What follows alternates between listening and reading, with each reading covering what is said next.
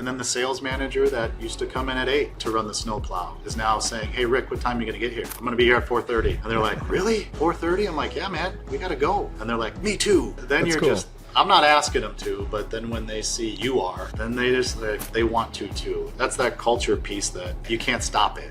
Today, I'm thrilled to chat with Ric Saatzer, General Manager of BMW of Minnetonka, a powerhouse dealership in Minneapolis and now part of the Lithia Motors family. We dive into the details of Lithia's acquisition of the dealership, his approach to driving change and achieving a 250% net profit improvement in under 12 months, the strategies and systems he uses to operate day to day, plus much more. A big thank you to our sponsors for making today's episode possible, Mia, CDG Recruiting, and OpenLane. And now let's get into the show. Ric Saatzer on the CDG podcast. Ric, welcome on. Hey, thanks. Happy to be here. Excited. Happy to have you on. I think you're the first BMW GM or, just operator that I've had on. So I'm pumped about this. All right. Well, set the bar high. You're going to set the bar high. You've done quite a bit under your belt. Yeah, this should be good. Ric, take us back. Start us a little bit about your experience and your background, which I find that, very interesting given that you've worked at several large, highly successful dealer groups. Can you give us a little bit about your story? Yeah. 30 years wrapped up in 5 minutes. I think the high points are just really starting at the ground level. I didn't start in sales. I actually started washing cars. My first job was a really small dealership. I think I was one of 15 employees when we started and washed cars. That meant also running parts, cleaning the lot, those types of things. And really, it was good for me. I sometimes say this business really kind of saved my life. Was kind of headed down a not such a good road, and being involved in a dealership, meeting really caring, hardworking people, and kind of seeing a career path was really special to me. So from not having any other job to do, from washing cars, I worked in a parts department, which I'll never forget almost quitting because it was like trying to memorize the Dewey Decibel System. I don't know if I slept for that.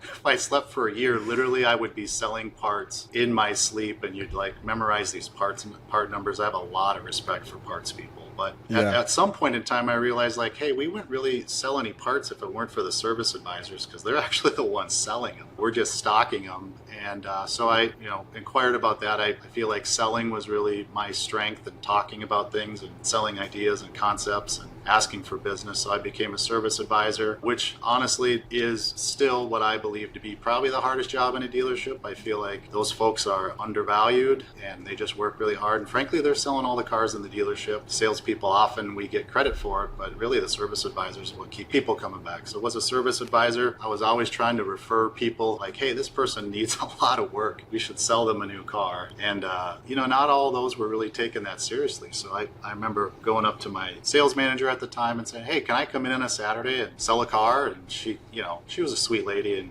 I think she saw my enthusiasm and knew I'd worked hard, said, yeah, sure, why not? So I remember that Friday night calling everybody I knew and saying, hey, come in tomorrow, I'm selling cars.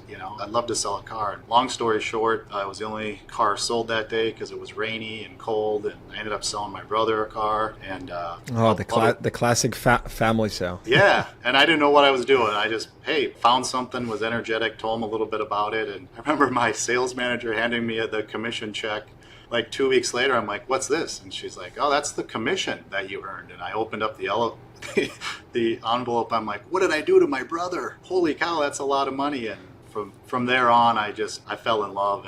And the selling part for me I became very successful, partially because I knew all the service customers, partially because I could actually speak to how the cars worked and what I believed was a good car and maybe not so good car, and I did great. So before we move forward and we talk about your most recent experiences, I just have a couple of questions there. I don't want to break your train of thought. First things first is you said you were heading down, not a great path. Can you tell us a little bit more? Right, I'm just curious if you had family ties to the business, or how did car business even fell on your lap? How did that even happen? Yeah, so I was a fifth child, youngest out of 5, single mother. Actually ended up not finishing high school, but at the time I actually worked at a car wash first and was already living on my own as a junior in high school, and was working full time, trying to still go to high school, and just figured out I'm really hardworking and I really like So heading down a path was like, you tend not to associate with the best people in the world working at a car wash. Really nice people, but a little bit different group of people. And so being busy and finding something I enjoyed kept me from doing other things, just because I didn't have a lot of positive influences in my life. So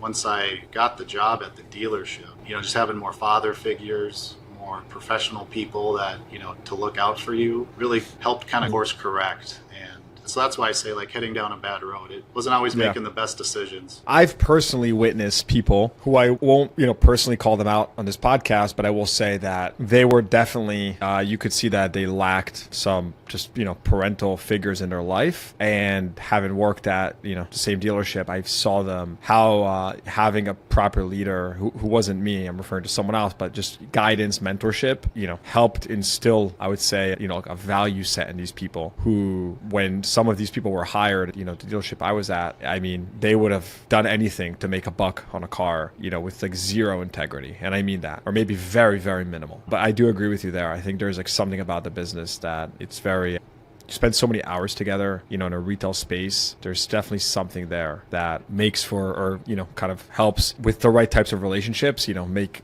kind of course correct some people's lives. Separately, on a different note, you also mentioned, I love you coming out with the hot takes, right? Service advisor is the hardest job. Why do you think that? Because you're selling things to people that, kind of summarize it. You learn, someone comes in, they don't want to be there. And you're essentially making people feel good about spending money on their car so it ran the same way it did before it broke. And essentially they're not seeing the value in the improvement because they're just getting it to work the way it did before it malfunctioned. And so you're really making people feel you're getting them from negative to break even. You're not taking them from break even to positive. Correct. Yeah, you are sort of selling some intangibles too, but you're kind of on your heels half the time, where it's like, okay, what's coming at me either, and especially if the car's under warranty. I think sometimes people have this mentality that it's a guarantee instead of a warranty, and when they have issues, it sort of kind of taps into some of those thoughts they had when they were buying it, that maybe they shouldn't buy it. And so it's a thing. And then I vividly remember feeling like everyone in the store was coming at you. The salesperson was like, hey, what did you say to my customer? The service manager was talking to you about, hey, are these ROs open or closed? The parts person was, coming at you for something. And so as in this store is very small, so it's not like I had 900 other advisors that I could kind of lean on. It was, you were the guy. And I just felt that everyone really depended on the advisor to get stuff done. The technician needed you to sell their work, sell their suggestions. And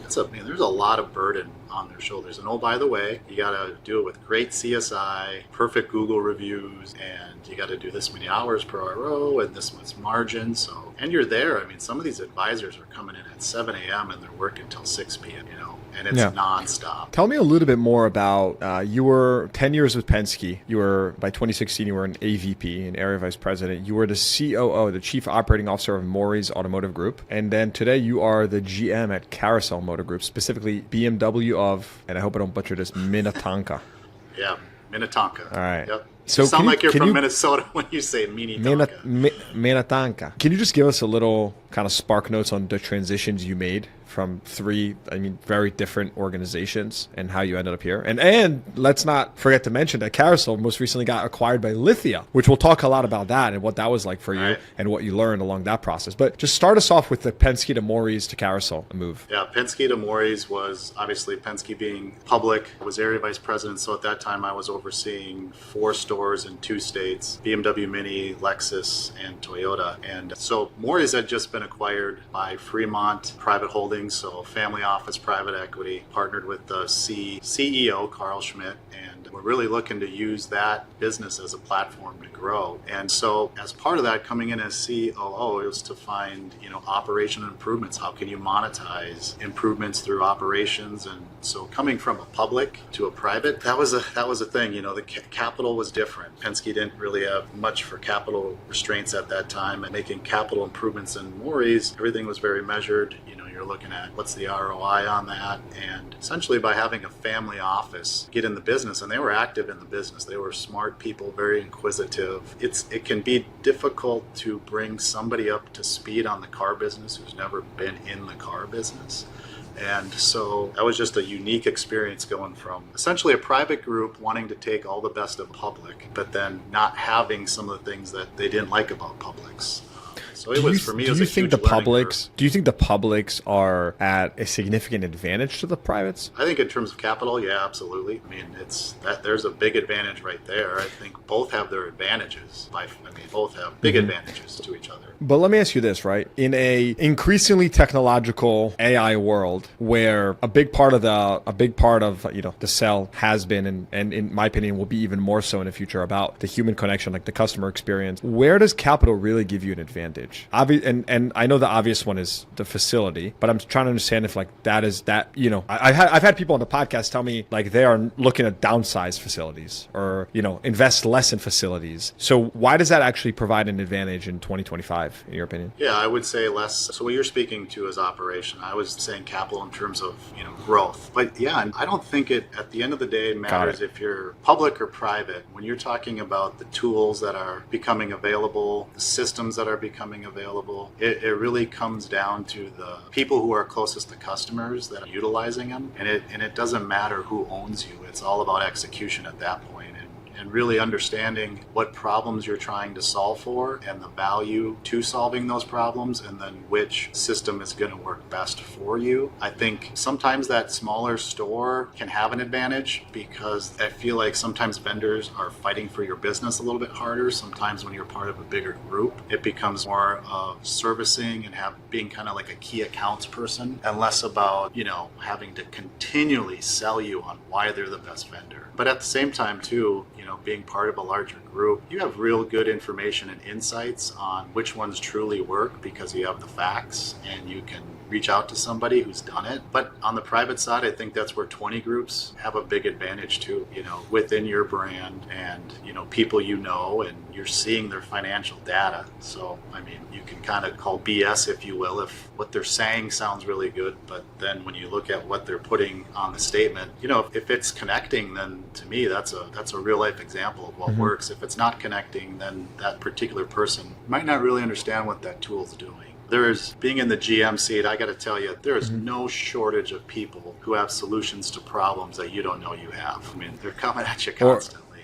Or at least they think they have solutions to problems you don't know you have, and the real test is in execution. You mentioned 20 groups. I haven't considered this before, but given the fact that you are part of a public company, are you not involved in what we would consider the traditional 20 groups in the industry, or for those that don't know the term, like peer groups where you compare performance and whatnot? Are you not able to be involved in those because of confidential information? Yeah, it's going to depend on the group themselves and if they're comfortable. You're not sharing the whole group's information. It really comes down more to, do you have another store that's in that same market directly competing with someone in your 20 group? So there's flexibility to be in those. There's typically in these 20 groups, there's no, what we would call bylaw that says a public can't be in there. However, I'm kind of going through that transition in my 20 group. They have to revote you in, and it's really coming down to the person, not the structure of their company, on whether or not they want you in the group. Or the financials, you're not memorizing them. So like the month's over, you're already on to the next one. It's the conversations in those 20 groups and the best practices that you're sharing. It's the conversations at dinner or in like some type of activity that you have that are really kind of the golden nuggets you take out of those meetings. But I think each company, whether you're public, they probably have their own rules. Yeah. But I'm able to attend one still, and it's been good. Rick, I want to get a little bit more tactical. You've done a lot, so we'll kind of go point by point. What your days start like, right? What do your days look like nowadays? You're managing a large BMW store. Tell us a little bit about your structure to your day. Yeah, you got to try to get in here early. My intent is always to, spend that first hour before the store's waking up and get caught up on a few things. And the reality is, from the minute you walk in and you start talking with somebody, employee or customer, can get derailed pretty quickly. But it really just, your day has to start with knowing how you're tracking. How is your month going? And that's from two things. One, it's the leading indicators, inputs, and then it's also from the outputs. So, are we generating enough leads? Do we have enough cars coming in service? And then how are we tracking in terms of units and margins and revenue and service and parts? So you have to know where you're at every day and where you're tracking. Are you reviewing these numbers alone? Are you doing it with any other team members daily? What's your process like for that? Starting out alone, just working just on a couple specific things: leads, car deals, margins on those deals, trade rate. I'm focused on what's my trade rate every day. Focused on, and then just gross profit, service parts, and detail. And I'm doing that alone, and then I'm sharing that with my leaders of the individual departments so they can see how they're tracking. And then, of course, from there, if something's off track, frankly, if something's going really good, we're going to talk about it. Hey, what are you doing specifically? Or if something's off track, we're going to have a real quick huddle, say, how do I help you get this back on track? Because sometimes they don't know. They don't know. So that's really how I start. Inventory is a very big thing. I want to look at every fresh trade, and I want to try to get that priced right away and make sure we're getting photos on it and it's checked into service and looking at my reconditioning and kind of really you're looking for exceptions every day. What you're trying to do is find that's a great something framework. that's Looking wrong. for exceptions. Yeah. And this is after you drive the of whole lot. Yeah, you're trying to find the issue before somebody else does and before it becomes too big. I mean, the first thing is if you go to a dealership, drive through their lot. So the very first thing you have to do is you have to drive through your lot. And I say drive through because in the last 48 hours it hasn't gotten above 0 degrees, but it's walking it and you have to look, are cars being parked back where they should be? Are they being lined up? Because to me, it's always communicating to me what's the mindset of your team. Are they doing all the little things? Because if you're paying attention to that little stuff, then you're engaged. You're like heads there. And if I'm seeing stuff that's not put away, then that's signaling to me my staff is thinking I can do that tomorrow. Well, don't save for tomorrow what you can do today. Retail is detail, and you're just trying to find these little things before they become something bigger. I'm loving this. This episode is brought to you by Mia. Dealers, who's your best BDC rep? You know the one. They answer every call with professionalism and know your inventory inside and out. Now imagine if they never took a day off and were even answering calls all night long. That's what it's like working with Mia. Mia picks up every call with a friendly attitude to help customers shop for cars, book service appointments, and answer any questions. She even speaks multiple languages. You might have guessed it, but Mia is not a human. She's the latest in AI call center technology, and she's here to transform your business. Mia seamlessly integrates with your CRM, DMS, and inventory system to give you the best data possible. You can check out Mia at mia.inc, that's MIA.inc, or click the link in the show notes below. This is so good. I haven't heard that before. Retail is detail. That's good. It is, yeah. I'm perpetually paranoid that we're missing something. So you do this long enough, there's little cues, there's hints all around your store. Only the paranoid survive, baby. Only the paranoid survive. What if anyone is listening that is either considering taking their dealer group public, or maybe a GM that is considering working at a public group? I'd love to know from your perspective. You've been public, then private again, and now public again. What are the key differences, would you say, in actual operating between public and private? I don't know that it's, the great thing about being public, obviously everything's should be more transparent. There are some private groups that are as transparent and run their operations from an accounting perspective and an accountability perspective like a public. And I think those, I would say like Carousel, become really good acquisitions to integrate into a public setting. And if you don't have that, I think that's a challenge for a public to buy a store that isn't organized, that doesn't have processes or systems, because that transition, you literally need to break that thing like completely, which means you're going to probably lose a lot of your staff. So there's so much risk there. What would be more important in making a decision of do I want to work for a public or I want to work for a private is I think you have to look at the market. You got to look at the brand representation in the market. And, in any type of group, there's leadership. And who are you going to report to? What are they like? That's going to be the main thing, because there's some private groups, difficult leadership. There's some public groups, I think, that have great leadership. And sometimes they don't. And if I was a GM, I would always want to know why is that job open? Why have they not been promoted from within? Do they not develop talent? So if you don't have talent from within to promote to a GM, I would want to diagnose that. I think a part of the other thing is size of store. Probably has a lot to do with it. Frankly, running these big stores, I'll say it, true confessions of a GM, these big stores are easier to run than a small store. I can have one person for almost everything. When you're in a small store, you got to be detailer, you got to be parts runner, you got to be receptionist, and that's all minimal. You have more specialists. And fewer generalists, which is frankly a lot easier to hire specialists because they're out there, right? The generalist needs to have that, multifaceted skill set and, juggle several balls. It's just tougher to find. And, the answer always, unfortunately, not always, but, some more unexperienced general managers, and hey, I was one too, so I made these mistakes and learned from them. This is why Lean Six Sigma has really been something that I've grasped onto. But if you talk to someone about, well, what are you going to do to fix it? Usually it's one of two things. I'm going to put a form in the car deal and put an extra sheet of paper in it for someone to sign, or I'm going to hire somebody. And you can't do that in small stores. So there's a lot of, I don't know that I really answered your question, but if the nucleus was, if you're a general manager, where do you look to work and what would you prefer? Those would be my answers. It sounds to me like the answer is actually, it's less dependent on whether the organization is private or public. It's more dependent on the store, where is it located, the size of the store. That's what I'm kind of hearing. You mentioned Lean Six Sigma. Can you tell us a little bit about your experience with Lean Six Sigma? I've never spoken about this on the podcast before. And I first learned about this during my time at Get a Car, where we operated a large, used car reconditioning center. And I had a consultant come in and he asked me, hey, what's this step in your process? I said, oh, that's quality control. And he sort of said something to me that made me go like, wow, you're right. Which is that he said, that if the system ran the way it should, you wouldn't need quality control, because everything would be happening at the right stage, and quality control in and of itself is a broken process. So anyways, that's the genesis of where I first learned about Lean Six Sigma, but I would love to know your experience, and if you can just explain it for anyone here that's not familiar with the term. Yeah, Lean Six Sigma basically is just trying to set up all your processes through the lens of how do I eliminate waste, because there's so much waste. Waste can be time, talent, inventory, location. And so really, I guess where it was all born for me is when I was COO. We just saw, you do the Excel math, and in Excel it looks so easy. If we just get 0.1 hours per repair order, if we can just make our technicians be 5% more productive or proficient, it means millions of dollars, and that's cool and that sounds great, but how do you really do it? And so in searching for systems and ways to do it, I stumbled across Lean Six Sigma, and it was a sobering thing, because it quickly made me realize how I'd been screwing up so many things up to this point in my career. Because in a dealership, you have a lot of people that typically aren't process oriented. They're trying to just fix something quickly and move on, and it's usually a workaround. So we're going to add something so we don't ever make this mistake again. And you get to these points where you've got so many steps and back and forth, and there's essentially getting back to what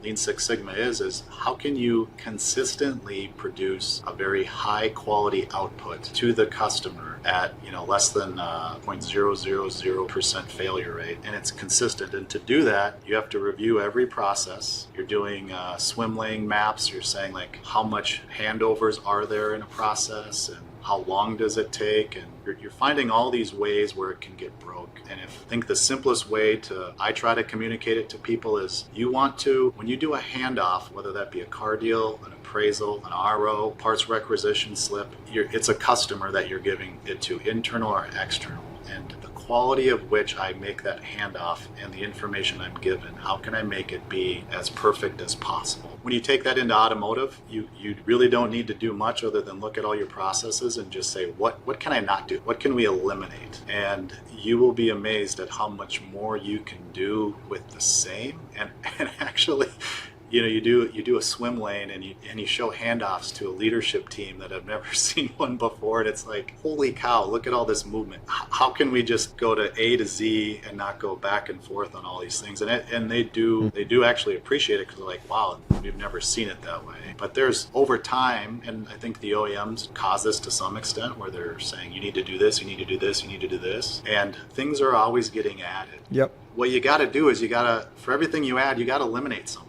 And even if things are working, look at it and say, can I make less movements? Less movements are less room for error. Less room for error is a better experience internally and externally. So honestly, when I got into it, even though it's very operational and technical, I actually took it like, hey, this is more leadership driven than anything, because to be successful with the Six Sigma process, you have to listen to people who are closest to the work. You have to get their feedback, and they are going to help you solve that problem. So it's bottom up. I hate to use the word bottom, but it's bottom up versus no, it makes total sense. Room. I think it's important to illustrate some examples as well. And this is something that I find fascinating because it really changed my personal perspective on operating. And when you and the reason it did is because you literally measure things in seconds. So for example, if you have a car driving through that service lane, right? Is it making any turns unnecessarily? Like, do you have to drive it in, then drive it all the way back to a parking lot that's behind you? Well, could the parking lot be in front of you? Could the employee parking lot be behind you now? And right, make everything a lot smoother, faster, easier. And like I said, when you measure these things by seconds, it really opens your eyes to where there's waste in the system. We actually had a situation where, vehicles were driven through our reconditioning lane and they had to turn around. And so, you know what our solution was? It was to build another door, another fast sliding door at the end to avoid going back, potentially causing, an accident or whatnot. I want to ask, so my question to you is kind of twofold here. Number one is, at any of the organizations you've worked at, or maybe even Lithia, do you have process improvement consultants that actually come in and help you go through this? I see you shaking your head no. So that brings me to my next question. How have you done this? How have you just self-taught yourself? Like, what's been your way of improving, of having process improvement in your dealership? How have you actually gone about doing this and learning, these principles? Yep. So highly recommend there's online courses for Lean Six Sigma. So to do that, you first have to have people that speak Lean Six Sigma. So it can be yellow belt, it can be green belt. But essentially, you got to get them to understand the why first. So you can, in our case, it was Go Lean was the online. It was like the Bahama Bistro, which was like cartoon and very like, I thought you were in kindergarten again, but really there was just some very great online lesson on eliminating waste. And so what I did at this store when I got here is we took key stakeholders, billers, accountants, sales managers, F&I, service manager, parts manager, and they began to do the self-paced training with milestones. And we did have a facilitator for that, but not in store. Essentially, that's a black belt that's just helping you identify problems worth solving. So then it was up to them to decide, here's a problem I want to solve for. And then they would do essentially this, I think about like almost like a science fair project, but identifying, here's the problem I'm trying to solve. Here's why it's worth solving. And then just learning the process of getting to the root cause, just yellow belt. And you need that so that when you're continuing to improve on things and you're saying, you're asking the 5 whys, like, this is the way we do it. Well, why do you do that? Because of this. Well, why that? And they just understand it better. And measuring is huge, let's get the data. Let's not make a decision off of gut feel. You think about it in a car dealership, can be very emotional. You see a lot of snapshots around the store, and you can rush to very quick decisions. Lean Six Sigma helps slow you down, helps you collect some data, which probably forces you to be more disciplined on some of that collection. But taking your leadership team through it is the first step, just getting them yellow belt. And then from there, you can just attack issues sort of one at a time. This episode is brought to you by CDG Recruiting. The Car Dealership Guy platform has direct access to thousands of skilled professionals in the dealership and automotive industries. And so, building on top of our free industry job board, we've launched CDG Recruiting, a hands-on white-glove automotive recruiting service. Whether you're looking to fill roles in dealership management, the C-suite, F&I, fixed ops, auto tech, or SaaS, we take the hassle out of hiring by doing the heavy lifting for you. It's easy. Start by submitting a confidential talent request on our website. Next, we connect you with a dedicated talent expert who will thoroughly understand your unique needs. And finally, we present you with top-notch candidates who are ready to drive your business forward. And here's the best part. We vet and screen every candidate for you so you don't have to. And with our placement guarantee, hiring through CDG Recruiting is 100% worry-free. Collectively, our team has decades of experience and has successfully placed over 1,000 roles in the automotive industry, so you know you're in good hands. If you're ready to find your next rockstar employee, try CDG Recruiting today by visiting cdgrecruiting.com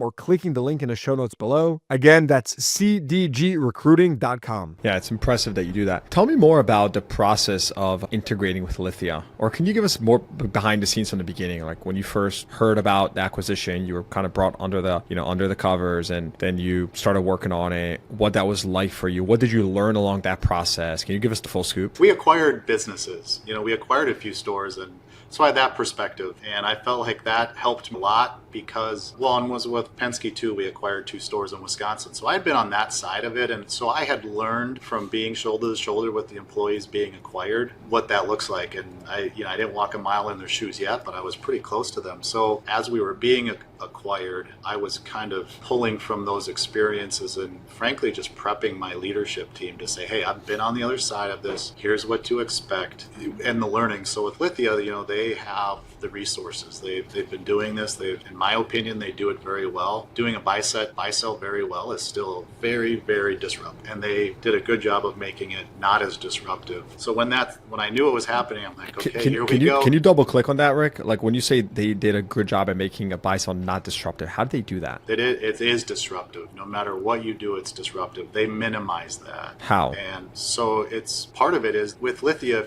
you're responsible for your store. You own your results. You personally, it's that level of take personal ownership. So they're not trying to fit you in their operational mode. They're really trying not to screw up what you're doing really well and provide you as seamless as possible that integration so you can begin operating back up to speed as quick as possible. I just found it extremely amazing. Now we happen to be on CDK, so CDK to CDK. That wasn't so bad. So that was easy. Yeah, kind of.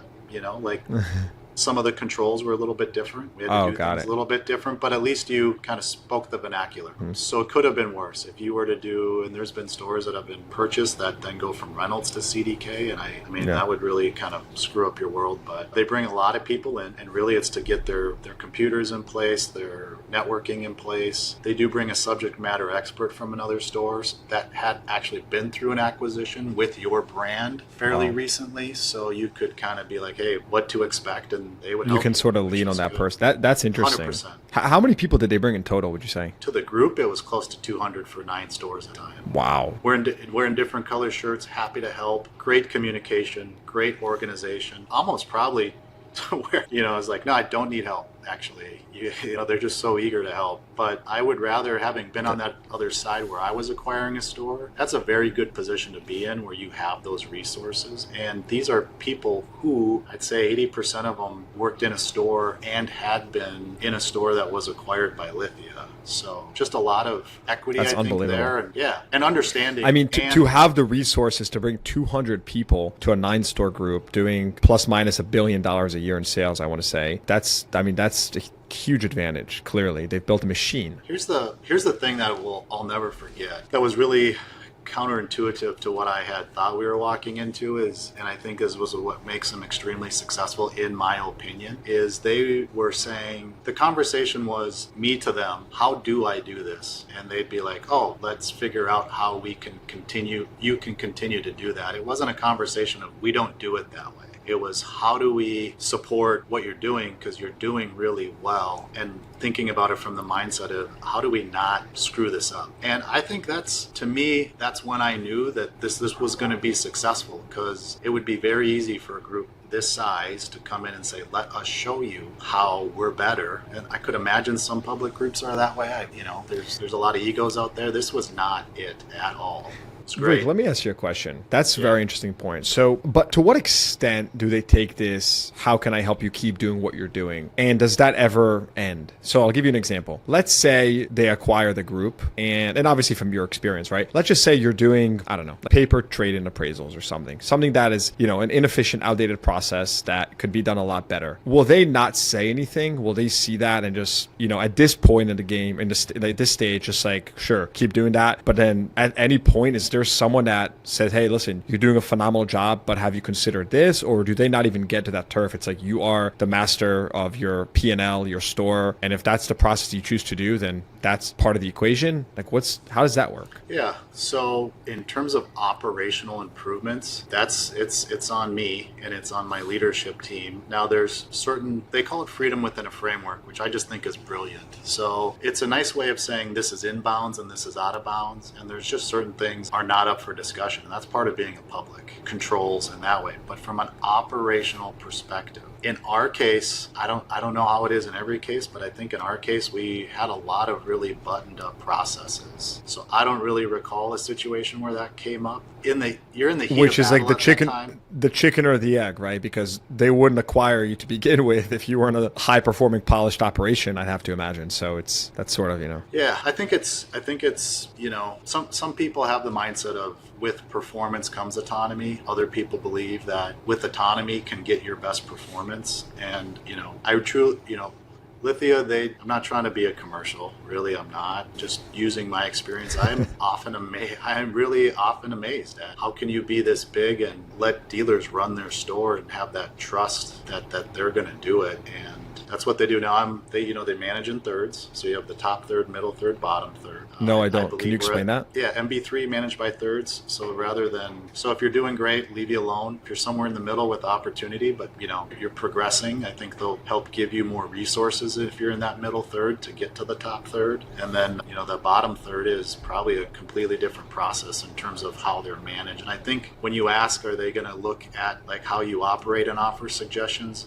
My assumption is that's going to happen if you're in that bottom third. But if you're in that top third, like any organization, stay out of the way.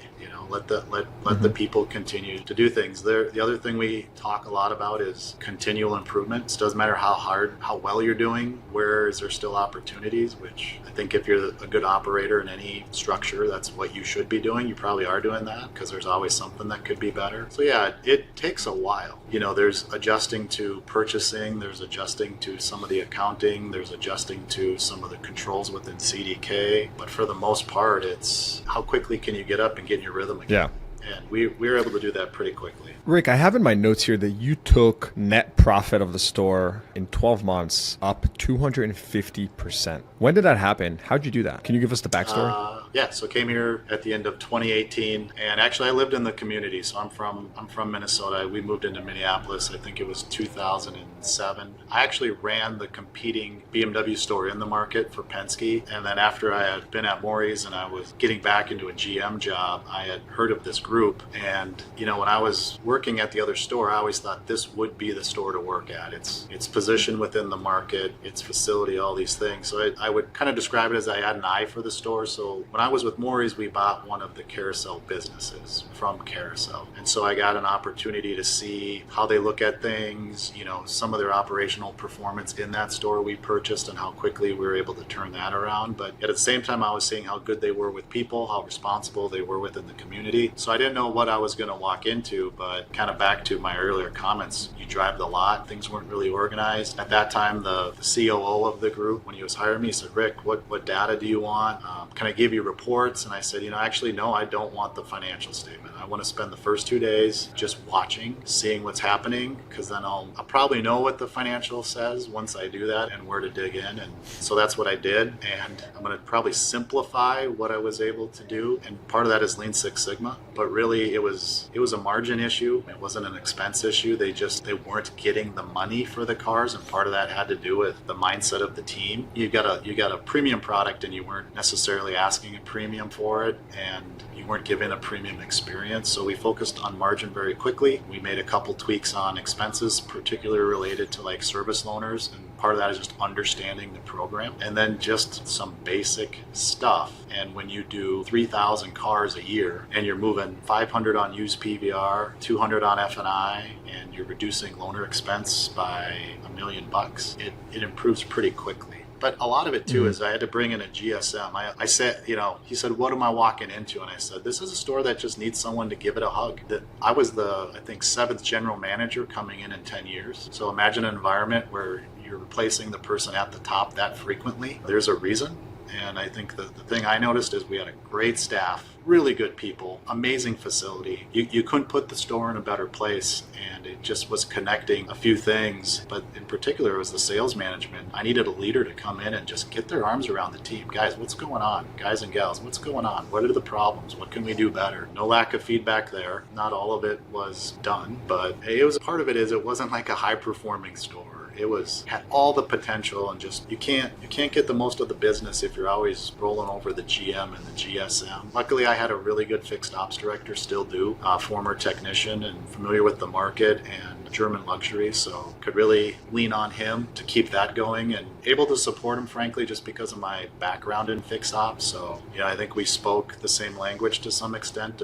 Pushed him on the door rate, pushed him on some efficiency things, and I think gave him a push he needed to kind of get into that maybe areas he was scared to do, thinking he might price himself out of the market. Yeah, exactly. If you had to pinpoint 2 to 3 things which changed the direction of the store, or at least 80%, what would you pinpoint? Or was this just identifying where the issues were and bringing in the right people, like the GSM that you brought in, right? What would you pinpoint the specific kind of solutions that changed the direction of the store? The number one, I didn't have a volume issue. I didn't have a revenue issue. I had a margin issue. So we were, and by margin I mean all the data said we weren't getting the margin that we could get. So small tweak. It's that simple. Ask for it, and ask and you shall receive. And in this case, we did receive. So that was the first thing. So you guys were just chronically underpricing due to lack of leadership? Yeah, maybe just a good business plan. So at that time, they were on such a firm 60-day turn that, that in 2019, for example, we sold 2,154 used cars. But when you're on such a tight 60-day turn, you're already pricing that car below market, because all you're thinking about is I have to have it be gone at 60 days. Well, in the premium market, if you try to operate that way, you're gonna lose a lot of available margin, because some of these cars take a little bit more time because of days supply. They're good cars. They're not distressed merchandise. And so I would say giving that used car manager the support to price that car what he or she thought it needed to be priced at, and not be so worried about it reaching 60 days. So in general, maybe just leadership, not having the experience with Highline too, kind of maybe trying to run it like a domestic store, which in some ways you might want to think about operating certain parts of your business that way. But in terms of the margin on the used cars, we are still one of 2 BMW dealers in a really good market, in a great car market, not over dealered, and good dealers. So you can ask. The other thing is just making sure everyone understood what's the mission. Communication. Here's what we're doing. Here's why we're doing it. Having quarterly employee meetings. Here's an example of something really stupid, but for me, just warmed my heart. Go ahead. Just little nuggets, but it was like we were looking at our lot, and as you drive up into service, we'd have employees parking there, and employees were always complaining about not having enough parking. So we drew out a plan. For customers. No, the employees. Let's be honest. They worry about where they're parking first. We had at that time, I think, 140 employees. And because we're this huge store and we're all indoors, big ramp, but you start a new job as general manager, and people like, hey, you got a minute? Do you got a minute? I don't have a place to park, so you're solving for this stuff. But these are things you have to fix quickly as a GM, because number one, you have to show people you're listening. You have to show them that you care, and even the smallest thing is important. So took their feedback, look at the map, literally the printout of the parking lot, counting spaces, counting employees, figuring out, I'm like, okay, here's the thing, guys. I can actually have you park in these spots, but this is right where our customers drive through. So could you guys do me a favor? And if you get this spot, can you back in? And then can you try to line your cars up straight? You're like, where's this going to go? And I just remember the next day driving in and looking, and I'm like, oh my goodness, what a great group of human beings. They're like, yeah, we can. And everything's straight. And I'm just like, okay, we're in this together now.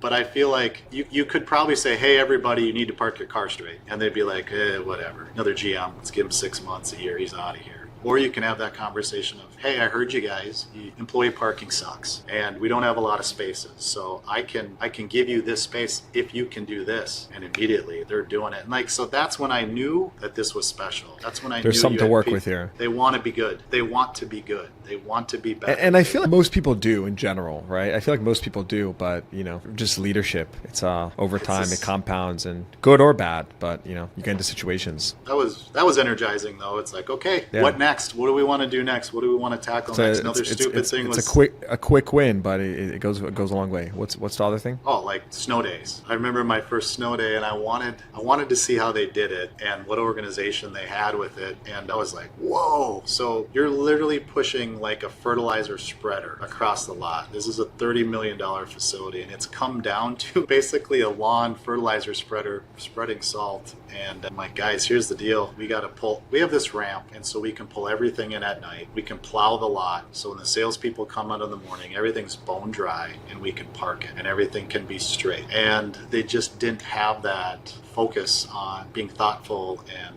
planning. Retail is detail. Yeah. And so what's amazing is then when you just say simply, here's the plan, pull in here, pull them out here, and then have someone lining them up. Like, it looked beautiful. And then people really start to take pride in it. Because the minute you aren't picking up the trash on the lot or in the ramp or on the show floor, then people go, you're not paying attention. It doesn't matter. But when everybody's thinking, and it's not realistic that everybody's going to think this way. But if I can get half the people here, when they see garbage, to pick it up and they're proud of their store, that to me is like, hey, we're on a team. You guys are thinking about this the same way. And at the end of the day, I don't know, in general, it's just you care. When they know somebody cares and it matters, then it will matter to them. And if you can't do the little things well and you're missing that stuff, oftentimes you are missing the big things. So that's a little bit anecdotal, but yeah, no, dude, these are that's what it's all about. These are the experiences that make the dealership what it is. I couldn't agree more. But then it gets to, how can we be the first one on 394 to have our snow day done? And then you're like, all right, let's go. Then it becomes a little competition, yeah. Let's win. And then the sales manager that used to come in at 8 to run the snow plow is now saying, hey, Rick, what time are you going to get here? I'm going to be here at 4:30. And they're like, really? 4:30? I'm like, yeah, man, we got to go. And they're like, me too. That's kind of, then that's you're cool. Just, I'm not asking them to, but then when they see you are, then they want to too. That's that culture piece that you can't stop it. You can't just do it for a month and then back off. It's that consistency. Mm-hmm. I think people are going to love this episode. Rick, before we wrap up, we haven't talked about the most obvious thing, which is BMW as a brand. You've been with BMW for quite a while now. What's your take on BMW, the present, the future? How do you feel about the brand and its direction? I feel pretty good about the brand, and I'm saying that because I'm looking at competition, and I think more directly is on their approach to EV. Their model lineup right now is, I think, 360 is probably the best. They offer, it's really hard when you're a company that offers so many different models, SUV and car, but when I look across their SAVs, a lot of their models are fresh. They're still, during COVID, they were still able to produce a lot of cars here in the US. So, in our location, about 75% of what we sell is built in Spartanburg, South Carolina. So from production to delivery, it's weeks, not months. So I think that their production process that they have is brilliant. If you've ordered a fridge or like a sofa and you go to the furniture store and you say, hey, how long is it going to take to get this sofa? They're like, yeah, we'll have it to you in 4 months. Well, you can come in, order an X5 and pick like the color of the wood, the trim, standalone options. You can have it in 6 weeks. Who can do that? And it's really just, serving this kind of market of this bespoke experience. It's helping dealers be more profitable in terms of carrying cost on inventory. And then I just think BMW did what appears to me right now to be a very solid strategy. Is essentially they're building the car and then you're able to decide how it's powered. So in a 5 Series, for example, you can have ICE, you can have hybrid, you can have full EV, and then you can just have high performance. And it doesn't matter. It's the car. Versus like making a whole new, granted we did have the iX, but like making a whole new model and saying to get EV, you have to drive this body style. They're not doing it. So I think that's huge. But I want to push back on that though. It partially feels to me a bit of a flawed strategy, no? Because it's like, if it seems like they're testing the waters. You could view it 2 ways. You could view it as a flawed strategy because there isn't a strategy. So like, let's just create every single one, which is a lot less efficient. And I just have to imagine, more expensive to create all those different models. On the other hand, I agree with you where you could say, well, it's actually less efficient, but its it's at the benefit of the customer experience, because instead of telling a customer what they want, you're collecting data from demand, and based on that, you can then make smarter, more efficient future decisions. I guess that's the two ways to look at it. It seems to be though that you like the strategy. Well, I would push back on you pushing back on. Let's go, baby. Yeah. So I think to your first point about, having these different options and the expense and the profitability related to it. But what I think about is look at how that looks right now when we're seeing EV and pricing. We're really learning what the demand is for EV. And to be able to flex on that quicker, that has to save you money. I mean, your R&D and a lot of those expenses are already sunk, but I'll tell you what gets a lot more expensive just looking at what things are transacting at is ignoring it, building it anyway, and then having to offer incentives to move it. That's true. You're right. I just feel like you bear expenses that way as well. Yeah, the quicker you... I guess another way of saying that is you have a cost in any direction you take, because if you don't do anything, then you bear the expense of being behind and losing demand potentially. Hey, I'll pick on Mercedes since they're not in our group, but to undo that and now to get back at what you did really well, that just takes so much time. Mm-hmm. You just lose so much time. So by focusing on the car and then deciding how you want to power it, I think you're able to be a lot more nimble, adjust to the market a little bit. This episode is brought to you by OpenLane, the leading online dealer marketplace for used cars. OpenLane is bringing Big Easy Wholesale to NADA 2025, January 23rd to the 26th in New Orleans. Big Easy Wholesale means the best inventory, the strongest protections, and the smartest technology, all within a single powerful platform that delivers simplicity and convenience. OpenLane is also bringing big prizes and big winners to the Big Easy. Set up a meeting with them at NADA to secure your spot in the OpenLane Big Easy Wholesale Sweepstakes. It's your chance to win some incredible prizes, from destination vacations to the latest tech to once-in-a-lifetime experiences like tickets to the Ryder Cup, the Eagles at the Sphere, and the Miami F1 Grand Prix. Terms and conditions apply. I'll also be joining OpenLane at booth 3713 on Friday, January 24th at 2:30 p.m. for a special live panel. So stop by and see how OpenLane is making wholesale easy. New to OpenLane? Sign up at NADA and receive a $2,500 sale fee credit. Learn more at openlane.com/NADA 2025 or click the link in the show notes below. What do you think BMW could be doing better from a dealer perspective, right? Do you feel like they're missing the ball somewhere? Anything meaningful you think that they could be changing? Well, I happen to be on a regional committee, like a dealer committee. So a dealer from each area. So I'm glad I asked. Meets with the regional people. And I think that I don't know that I could ask for much more than that. They probably listen to dealers more than they have to be honest with you. And they take a lot of input. And I have a lot of respect for someone says, you can bring that up, guys, it's not changing. Okay, perfect. I'm not going to waste my time on that subject. What kind of feedback do you want? I really can't pick on them. And I don't really have a problem picking on people. I would say product lineup, prices, recent financing or leasing programs, facility upgrade requirements. You spend a lot of money on that facility. I mean, anything? Yeah. Heated seat subscriptions. That one got a lot of buzz on the internet, I can tell you that. Yeah, I remember my neighbor sending me that. I was like, oh, great, here we go. Rick, did that spill into the dealership, or was that like an internet thing when the whole heated seat subscription phenomenon? Spill into the dealership in terms of like, did we know about it right away and customers asking how they did it? Yeah, absolutely. And it was frightening to me instantly. I'm like, what would be frightening is not communicating that. Now, I will say when that got to BMW, they addressed it pretty quickly with communication. I would say in terms of product, I'd love to see more plug-in hybrids at a lower price point. If I'm going to pick on one area, I'd say like X1, X3 plug-in hybrids. It has to be an economic issue, in terms of return on that, but I think that's where the money's at in our market, especially giving people that flexibility. But we're not losing that business to a competitor that has it. I just think that's in general an opportunity. I also think that leasing, for a lot of years BMW, they really had the best ecosystem, I think, for used cars ever in their full circle program. And when we went through COVID and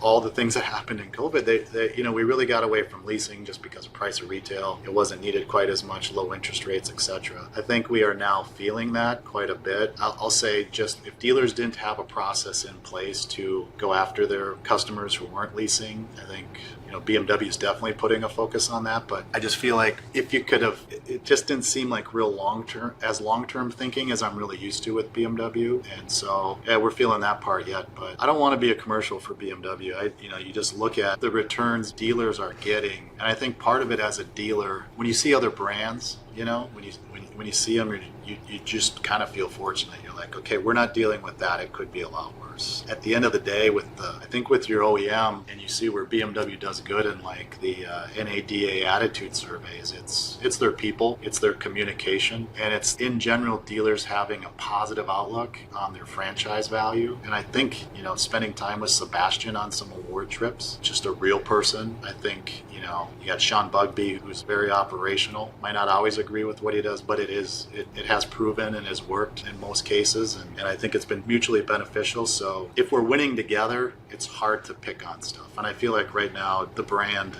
and the dealers are winning together. Now, if you ask that same question to someone in the West, you might get a totally different answer there.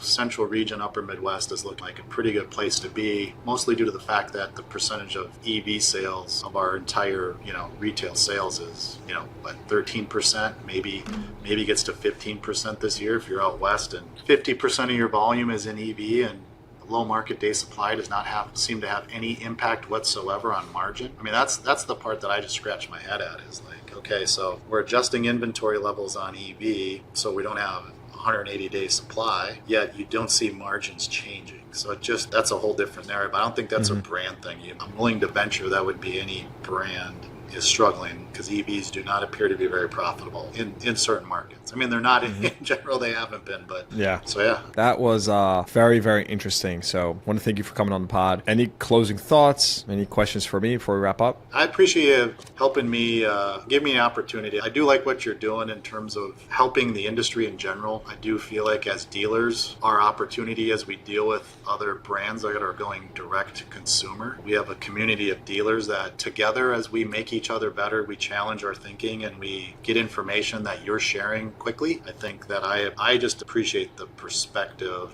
and I just like what you're doing to get dealers more engaged and be thinking about other things and helping us be better, because there's we're under attack, I'd say, and so it's good that you're sharing this information. I'm happy to give back. Hopefully people get something out of it. I think people will love this. I think people will love it. Based on my experience with this podcast, I think it's gonna really land. So thank you for the kind words, and thank you for coming on. Seriously, this is definitely gave back in a big way. So I think it's gonna really resonate. Ric Saatzer, thanks for coming on the pod. Thank you. All right. Hope you enjoyed that episode. Please give the podcast a rating, consider subscribing to the show, and check the show notes for links to what we talked about. Thanks for tuning in. I'll see you guys next time.